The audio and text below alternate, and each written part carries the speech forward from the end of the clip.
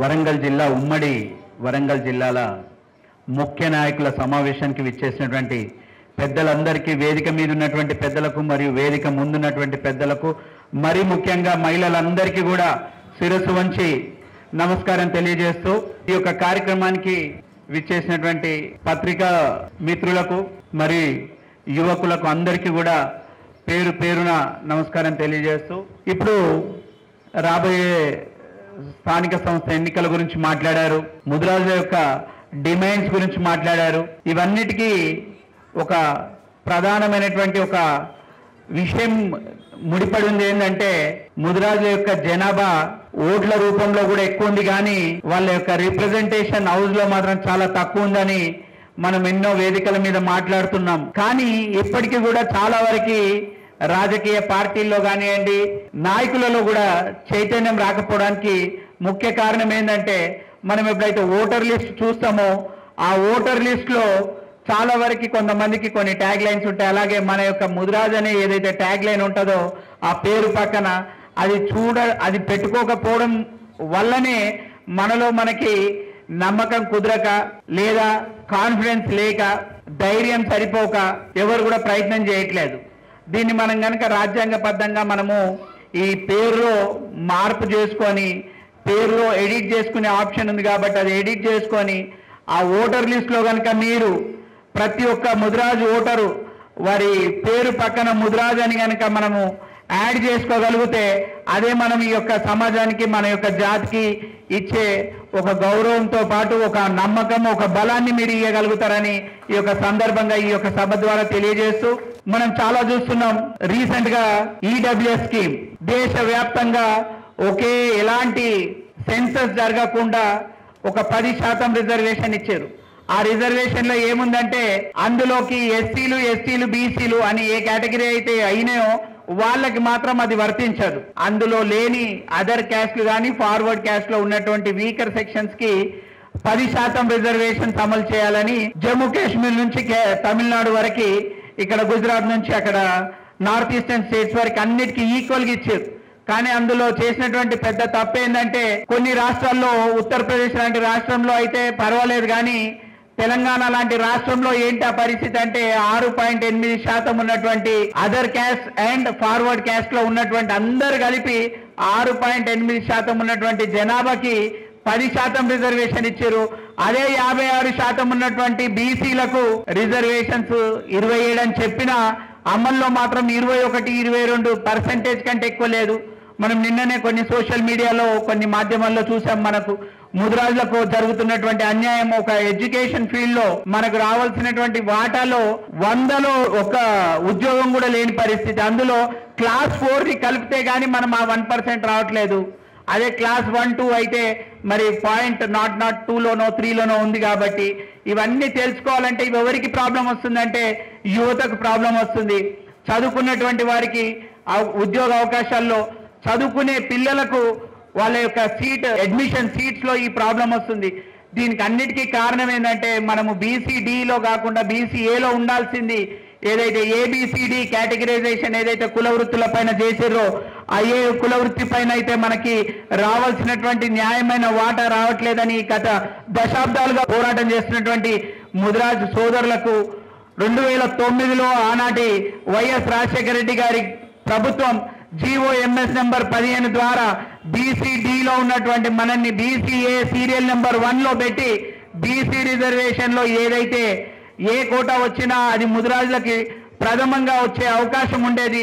దాన్ని కొంతమంది స్వార్థపరులు, వాళ్ళకి కొంత రాజకీయ శక్తులు కూడా జోడై వాళ్ళు దాన్ని తప్పుగా రిప్రజెంటేషన్ చేసి హైకోర్టుకి తీసుకెళ్లి అది కోర్టు దాంట్లో ఒక సుమారుగా మనకి 13 సంవత్సరాలు దాన్ని కోర్టులలో నలిగి సుప్రీంకోర్టు క్లియర్ గా 2023లో అది క్లియర్ జడ్జిమెంట్ ఏమనిచ్చిందంటే, వీళ్ళు రియల్ గా వీళ్ళకి వాస్తవంగా వీళ్ళు చాలా పేదరికంలో ఉన్నారు, వీళ్ళకి ఆ హక్కు రావాల్సిందే, దాన్ని త్వరితగతిన మీరు డిసిషన్ తీసుకోండి అని బీసీ కమిషన్ కి మరియు రాష్ట్ర ప్రభుత్వానికి వాళ్ళ యొక్క గైడ్ లైన్స్ తో పాటు రిలీజ్ చేశారు. ఇప్పుడు ఉన్నటువంటి కాంగ్రెస్ ప్రభుత్వం కూడా కామారెడ్డిలో జరిగినటువంటి బీసీ డిక్లరేషన్ లో వాళ్ళు చాలా క్లియర్ గా చెప్పారు, మేము ఏదైతే జీవో ఇష్యూ చేసినామో GOMS నెంబర్ 15 యథావిధిగా మేము వచ్చిన 100 రోజుల లోపల దాన్ని అమలు పరుస్తాము, దాన్ని అమలు పరిచి తీరుతామని చెప్పినటువంటి రాష్ట్ర ముఖ్యమంత్రి గారు రేవంత్ రెడ్డి గారు ఏదైతే మాట ఇచ్చారో ఆ మాటకు అనుగుణంగా వారు కట్టుబడి ఈ యొక్క BCDలో ఉన్నటువంటి ముదిరాజులను BCAలోకి మార్చినటువంటి ఆ GOMS నెంబర్ 15ని తక్షణమే అమలు పరచాలని ఈ యొక్క సభాముఖంగా వారిని కోరుతూ అలాగే డిమాండ్ కూడా చేస్తూ దాంట్లో భాగంగానే మనము ఇప్పటికే పెద్దలు చాలా మంది క్లారిటీగా చెప్పారు. మనకి ఏదైతే ముదిరాజ్ కోఆపరేటివ్ సొసైటీస్ ఏదైతే గవర్నమెంట్ ఫామ్ చేసిందో దానికి ఒక నిర్దిష్టంగా 1000 కోట్ల బడ్జెట్ ఇచ్చి దిగువన ఏదైతే మనకి బిలో పవర్టీ లైన్ లో ఉన్నటువంటి మన ముదిరాజ్ సోదరులకి ఫైనాన్స్ కార్పొరేషన్ ద్వారా ఒక సబ్సిడీ రూపంలో వాళ్ళకి సెల్ఫ్ ఎంప్లాయ్మెంట్ స్కీమ్స్ లో కనుక వాళ్ళకి ఒక ప్రోత్సాహకరమైనటువంటి ఈ యొక్క కార్యక్రమాన్ని ముందుకు త్వరగా తీసుకురాగలిగితే మనలో చాలా మంది ఎంటర్‌ప్రెన్యూర్స్ కి అవకాశం లభిస్తుంది. ఎలాగో మనకి ఉద్యోగాల్లో మనకి అన్యాయం జరుగుతుంది కాబట్టి ఇదైనా తొందరగా చేయగలిగితే మనలో మన యువకులకు కొంతమందికి మహిళలకు కానివ్వండి పేదవాళ్ళు ఎవరైనా కానీ ఆ యొక్క స్కీమ్స్ వాళ్ళకి అప్లికబుల్ అయ్యే విధంగా చూడాలని రాష్ట్ర ప్రభుత్వంని అలాగే కాంగ్రెస్ పార్టీలో ఉన్నటువంటి ముదిరాజ్ నాయకులను కూడా కోరడం జరుగుతుంది. ఎందుకంటే ఈ యొక్క ముదిరాజ్ మహాసభ ఏ పార్టీలకు అతీతంగా ఇది ఉంటుంది. ఇది కేవలం జాతి కోసమే పనిచేయాలి, జాతి అభ్యున్నతి కోసం పనిచేసే ఈ యొక్క సంఘాన్ని మీరందరూ కూడా ఒక తాటిపైకి తీసుకురావాలని, అలాగే అన్ని జిల్లాల్లో మేము పర్యటించేటప్పుడు ఇక్కడ చాలా వివిధ విభాగాల్లో కొన్ని ఏదైతే తెలంగాణ రాష్ట్రం ఏర్పడిన తర్వాత చాలా సంఘాలు ఏవైతే ఏర్పడినాయో వాళ్ళందరినీ కూడా ఒక తాటిపైకి రండి, ఒక స్టేజ్ పైకి రండి, ఒకే విధంగా ఒకే కామన్ ఎజెండా తోటి మనం అందరం కనుక పోరాటం చేయగలిగితే మనకు ఖచ్చితంగా మనకు ఏదైతే డిమాండ్స్ కోరుతున్నామో, మనం ఏదైతే రాజకీయంగా అవకాశాలు అడుగుతున్నారో అవన్నీ ఖచ్చితంగా నెరవేరుతాయి. దీంట్లో మీరు అందరూ కూడా ఒకటే ఏం రిక్వెస్ట్ చేస్తున్నానంటే గ్రామాల వారిగా ఇక్కడ వచ్చినటువంటి మండల కమిటీల నుంచి వచ్చినటువంటి నాయకులను అందరినీ కూడా ఏంటంటే ప్రతి గ్రామం నుంచి ఒక 10 మంది యువకులను, అందులో మహిళలను, అలాగే పెద్ద ఇంటెలెక్చువల్స్ ఎవరైనా ఉన్నా కూడా వాళ్ళందరినీ ఐడెంటిఫై చేసి రాష్ట్ర కార్యాలయానికి పంపించండి. వాళ్ళతో పాటు మనం ఏం చేయగలుగుతున్నామంటే వచ్చే ఈ యొక్క BC సెన్సస్ ఏదైతే చేద్దామని రాష్ట్ర ప్రభుత్వం ప్రయత్నం చేస్తుందో అంతకంటే ముందే మనము ఈ యొక్క ఓటర్ లిస్ట్ లో మనము మన పేరు పక్కన ముదిరాజ్ అని యాడ్ చేసుకోగలిగితే ఆ ముదిరాజ్ ఓటర్ లిస్ట్ చూసిన ప్రతి ఒక్క లీడర్ కి, ప్రతి ఒక్క పార్టీ నాయకత్వానికి కూడా తెలుస్తుంది ఆ ఏ నియోజకవర్గంలో మన వాళ్ళు ఎంతమంది ఉన్నారని. ఎందుకంటే మన వాళ్ళు చెప్తారు 55 లక్షలు 60 లక్షల మంది జనాభా ఉన్నామని. కొంతమంది కొంతమంది RTI కింద అప్లై చేస్తే అందులో 26 లక్షల పైన ఉన్నామని వస్తుంది. ఏదేమైనా కానీ మనకి అన్యాయం అన్ని రకాలుగా జరుగుతుంది.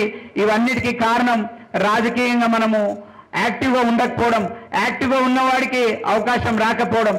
ఇవన్నిటికీ ఏంటంటే మనలో మనకి నమ్మకం కుదిరించాలంటే ప్రతి ముదిరాజ్ బిడ్డను, ప్రతి ముదిరాజ్ తండ్రిని, ప్రతి ముదిరాజ్ యువకుని, ప్రతి ముదిరాజ్ సోదరు మనల్ని అందరినీ కూడా నేను కోరేది ఏంటంటే మీ యొక్క పేరు పక్కన ఓటర్ లిస్ట్ లో మీరు ముదిరాజ్ అని యాడ్ చేసుకోండి.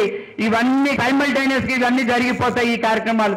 మనం ఎప్పుడైతే రాజకీయంగా యాక్టివ్ ఉంటామో, చైతన్యంగా ఉంటామో, ఒక యునైటెడ్ గా మనం అందరం ఒక తాటి పైన ఒక మాట పైన ఉండగలిగితే మనకు రావాల్సినటువంటి హక్కులన్నీ వస్తాయని మీకు ఈ సందర్భంగా తెలియజేస్తూ ప్రతి మండలంలో ఉన్నటువంటి కమిటీలను అందరినీ కూడా వివిధ విభాగాల్లో కొంతమంది ఏవైతే కమిటీస్ ఏర్పాటు చేసుకున్నారో వాళ్ళందరినీ కూడా పిలుచుకోండి, ఒక కమిటీగా ఏర్పడండి.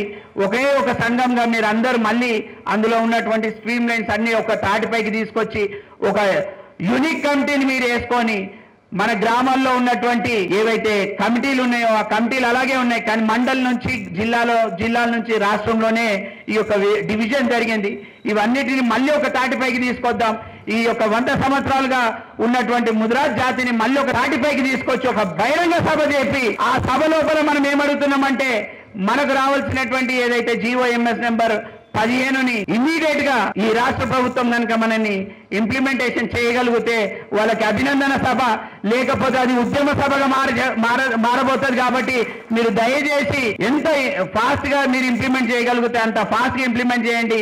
ఇక్కడ ఏదైతే మీరు నోటిఫికేషన్స్ ఇస్తారో ఆ నోటిఫికేషన్స్ లో కూడా మా ముదిరాజులకు అలాగే విద్యార్థులకు కూడా దానివల్ల మాకు తీవ్ర అన్యాయం జరుగుతుంది. కాబట్టి ఈ యొక్క జీవోని త్వరితగతిన ఇంప్లిమెంట్ చేయాలని రాష్ట్ర ప్రభుత్వాన్ని డిమాండ్ చేస్తూ ఈ యొక్క EWS స్కీమ్ కి లేని క్రిమిలేయర్ BCలకు వచ్చేసరికి ఉంది. కాబట్టి మనము ప్రతి ప్రజాప్రతినిధికి మనం మొన్న లెటర్ ఇవ్వడం జరిగింది. దాంట్లో భాగంగానే మనము రాబోయే బీసీ బిల్ ఏదైతే రిజర్వేషన్ బిల్ ఉందో దానికి ముందుగా మన ముదిరాజులు యాక్టివ్ ఉండాలి, అందులో యాక్టివ్ పార్టిసిపేట్ చేయాలని మీ అందరినీ కోరుతూ ఈ కార్యక్రమాలు మనం ప్రతి జిల్లాలో ఈ కార్యక్రమాలు ఏర్పాటు చేసి మన యొక్క మండల్ కమిటీలను మళ్ళీ రీవ్యాంప్ చేసుకుంటూ యాక్టివ్ ఉన్న వాళ్ళని అందులోకి తీసుకొని అలాగే జిల్లాలోకి తీసుకొని స్టేట్ కమిటీలను కూడా పూర్తిగా వేసుకొని మనం ఒక పెద్ద సభ పెట్టబోతున్నాం. ఆ సభ కంటే ముందే మనం ఏం ఆశిస్తున్నామంటే మనకు రావాల్సినటువంటి న్యాయమైనటువంటి హక్కులన్నీ రావాలని, లేని పక్షాన అది ఉద్యమ రూపం దాలుస్తుందని తెలియజేస్తూ మీరందరూ కూడా యాక్టివ్ గా పార్టిసిపేట్ చేయండి. సంఘం కోసం మనం ఎప్పుడైతే పని చేస్తామో మనని కూడా సంఘం గుర్తుపెట్టుకుంటది. మన కోసం మనం ఎప్పుడైతే మన కోసమే చేసినామో ఆ రోజు మనతోటే అది అంతమైపోతుంది. అదే సమాజం కోసం చేస్తే మాత్రం అది చిరస్థాయిగా మిగిలిపోతుంది. ఎందుకంటే అది గ్రామ స్థాయిలో కావచ్చు, మండల స్థాయిలో కావచ్చు, జిల్లా స్థాయిలో కావచ్చు, రాష్ట్ర స్థాయిలో కావచ్చు, అది ఏ స్థాయిలో మీరు కనుక రిప్రజెంటేషన్ మీరు చేయగలిగితే ఆ స్థాయిలో గుర్తింపు ఉంటుంది. కాబట్టి మనమందరం కూడా మనము చేయగలుపుకుందాం. మనమందరం కూడా మనలో ఉన్నటువంటి చెడుని పక్కన పెడదాం. ఈర్షలు, ద్వేషాలు, మనకున్నటువంటి మిస్అండర్స్టాండింగ్స్ అన్ని పక్కన పెడదాం. మన ముదిరాజులందరూ ఒక తాటిపైకి వద్దాం, ఒక వేదిక పైకి వద్దాం.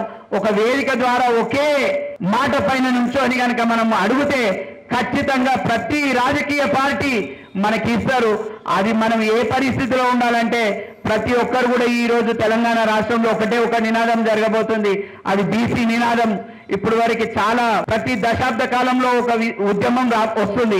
ఇప్పుడు వచ్చే ఉద్యమం అది బీసీల ఉద్యమే. కాబట్టి ఆ ఉద్యమంలో మనం యాక్టివ్ రోల్ పార్టిసిపేట్ చేస్తే ఆ ఉద్యమం ద్వారా వచ్చే నాయకత్వంలో కూడా మనం ముదిరాజులు ముందుండాలని ఆశిస్తూ ఈ యొక్క అవకాశం నాకు ఇచ్చినటువంటి ఈ యొక్క కార్యవర్గానికి, నాయకత్వానికి ప్రత్యేకంగా కృతజ్ఞతలు తెలియజేసుకుంటూ జై ముదిరాజ్, జై ముదిరాజ్.